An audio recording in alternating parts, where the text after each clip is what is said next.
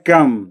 18/1/2026 ஞாயிற்றுக்கிழமை. இன்றைய கும்ப ராசி பலன். கும்பராசியில் பிறந்தவர்களுக்கு இன்றைய நாள் சிறப்பான பலனை கொடுக்கும். நினைத்த நிறைவேறும் எண்ணங்கள் ஈடேறும். புதிய முயற்சிகள் கை கொடுக்கும். நல்லோருடைய ஆசியம் அரவணைப்பு கிடைக்கும். அதே நேரம் ஒவ்வொரு வேலையிலும் கவனத்தோடு செயல்பட வேண்டும். சிறிய தவறுதல் பெரிய அளவுக்கான மன சங்கட்டங்களை கொடுக்கும். அதனால் கவனம் அவசியம் தேவைப்படக்கூடிய நாளாகவும் அமையக்கூடும். இன்றைய நாள் கும்பராசியில் வரக்கூடிய அவிட்ட நட்சத்திரம் செய்யும் வேலையில் கவனத்தோடு செயல்பட வேண்டும். காலை 11 மணி வரை, பிறகு நாள் முழுவதும் மாலை நேரத்தில் சிறப்பான பலனை கொடுக்கும்.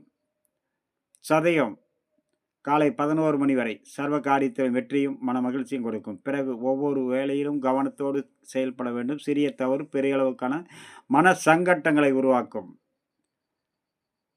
போராட்டாதி காலை 11 மணி வரை அனைவரிடத்திலும் பக்குவத்தோடு பழக வேண்டும். பொறுமை, நிதானம், கவனத்தோடு செயல்பட வேண்டும்.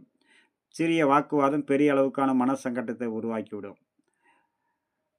மாலை நேரத்தில் மதியத்துக்கு பிறகு சர்வ காரியத்திலும் வெற்றியும் மன மகிழ்ச்சியும் சாந்தத்தையும் சந்தோஷத்தையும் கொடுக்கும்.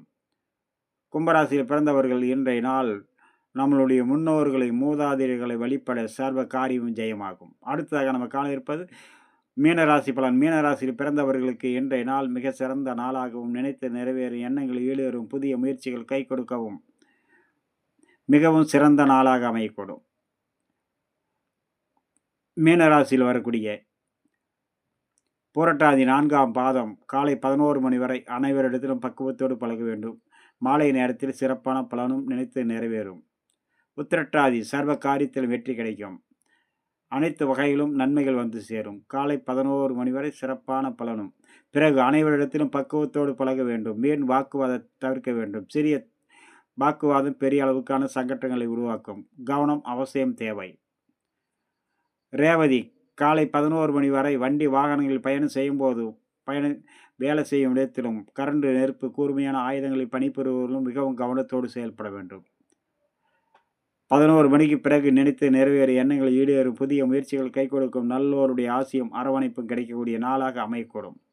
நண்பர்களே, இன்றைய நாள் இனிய நாள் நிகழ்ச்சியில் உங்களை சந்தித்தல் மிகவும் மகிழ்ச்சி. மீண்டும் சந்திப்போம் நாளை. வணக்கம்.